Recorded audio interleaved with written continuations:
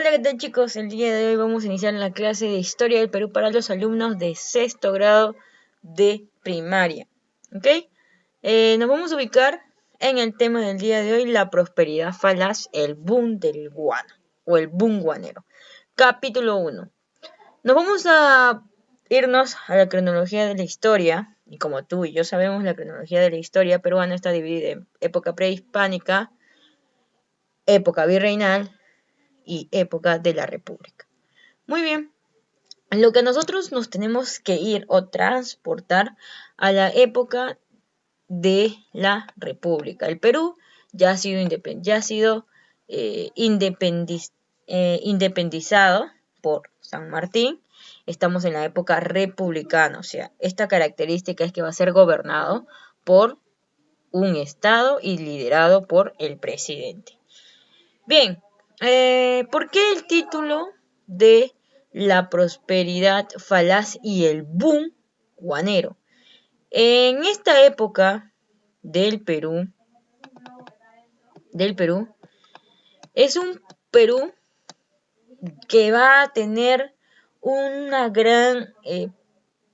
gran material y se va a tratar o va a ser un gran abastecedor de una materia prima.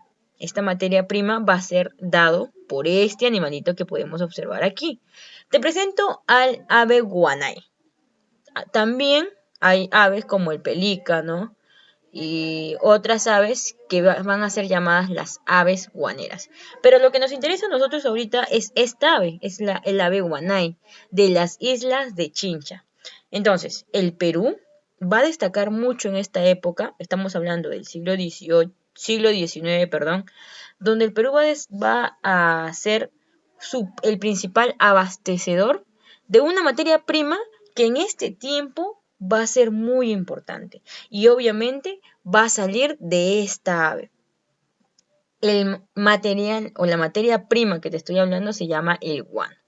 Este guano es el estiércol de las aves guaneras, como en este caso el guanay, nos van a proporcionar. ¿Y para qué nos sirve el guano? El guano es un fertilizante, es un abonador, se podría decir, que sirve para mejorar el crecimiento o acelerar el crecimiento de las plantas. ¿Pero por qué en el título dice la prosperidad falaz? O sea, ¿es una prosperidad de mentira? ¿Qué es lo que está pasando en este tiempo? Lo que pasa es que el Perú, gracias a esta materia prima, que es el guano, sacada por las aves guaneras, se va a hacer rico, va a tener muchos ingresos.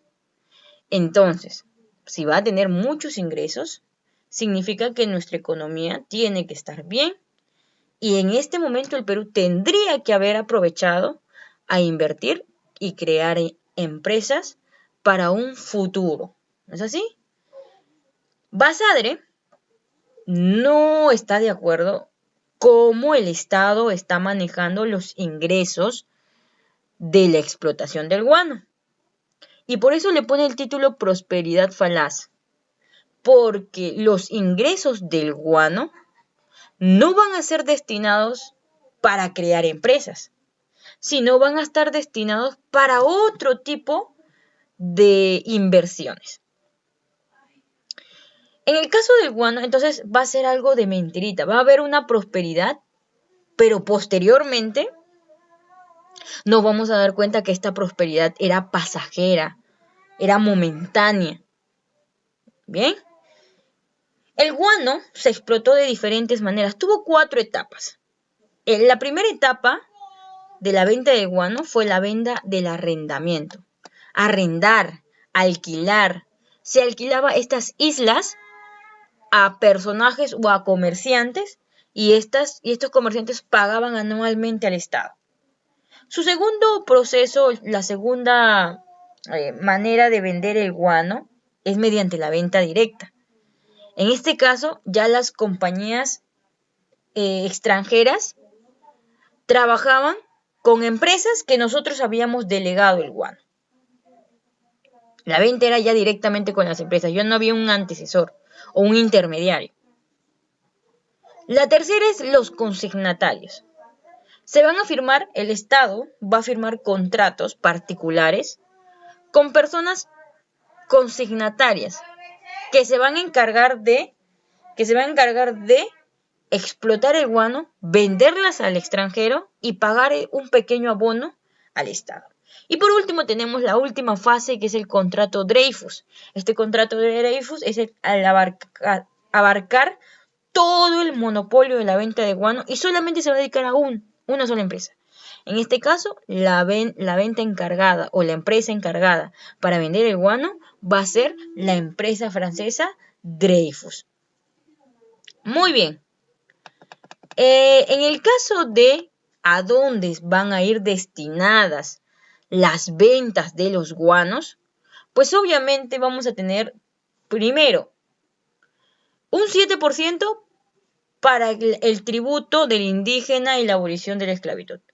Un 29% vamos a tener el aumento, o se le va a aumentar el pago a las personas que se dediquen a ayudar al Estado. Un 24.5% se va a dedicar a pagar a los militares, que también se le aumentó.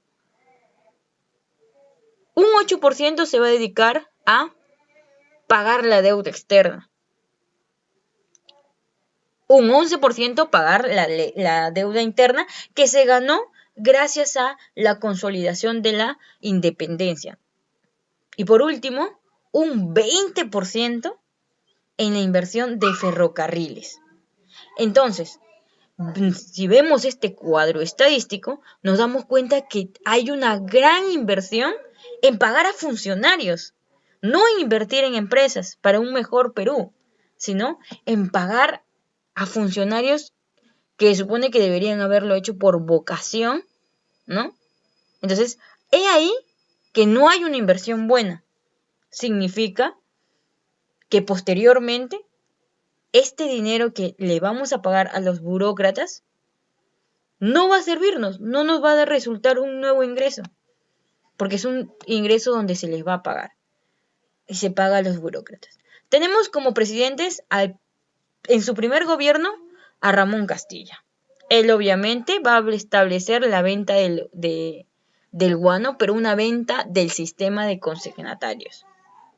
Él habla sobre una estabilidad institucional, crea el primer impuesto de la República, inicia el pago con la deuda externa con Inglaterra, reconoce la deuda interna y dice que se le va a pagar a las personas que prestaron sus servicios en la independencia, crea la construcción del ferrocarril Lima-Callao,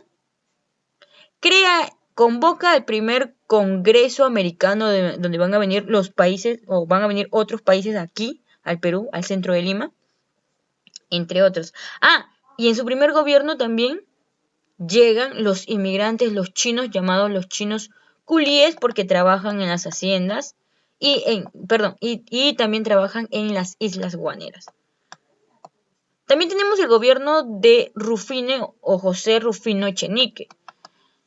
Este se va a dedicar a la construcción del ferrocarril, el segundo tramo Tacna-Arica, la migración de los alemanes y la ubicación en Posuso, el Tratado de Perú y Brasil, el Tratado Fluvial, que reivindica el Tratado de Herrera da Ponce Ribeiro, y en este gobierno es donde se da el escabroso, se puede decir, el escándalo del aumento de la consolidación de la deuda interna. O sea, en vez de disminuir la deuda interna, aumenta, porque hay actos de corrupción.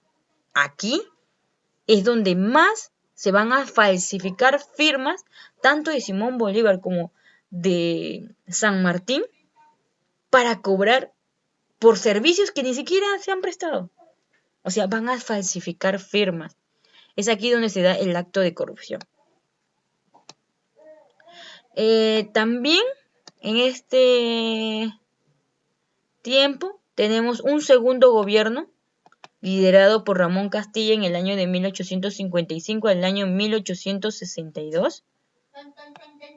Y aquí se promulga la Constitución Liberal del año 1856, luego es cambiada por una nueva Constitución moderada en el año de 1860, la cual se mantuvo hasta el año de 1920.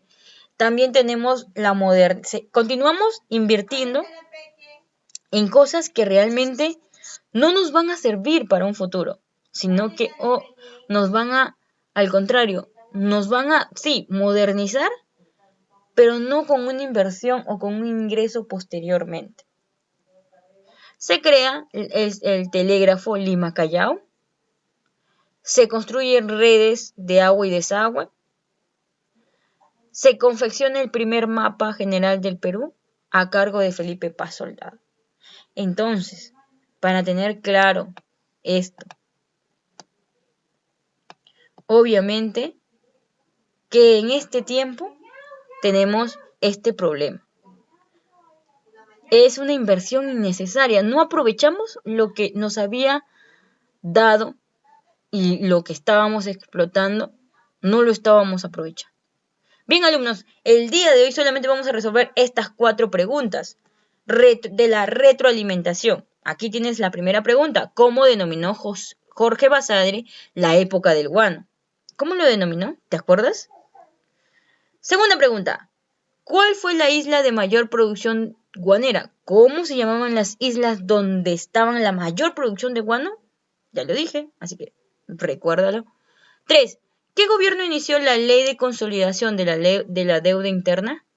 ¿Dónde se inicia la consolidación de la deuda externa? Y por último, la número 4, ¿cuál fue la primera forma de venta del guano? ¿Te acuerdas de los tipos de las ventas de guano? Entonces, estas 4 preguntas las respondes y yo lo voy a revisar la siguiente clase. Nos vemos, chicos. Bye.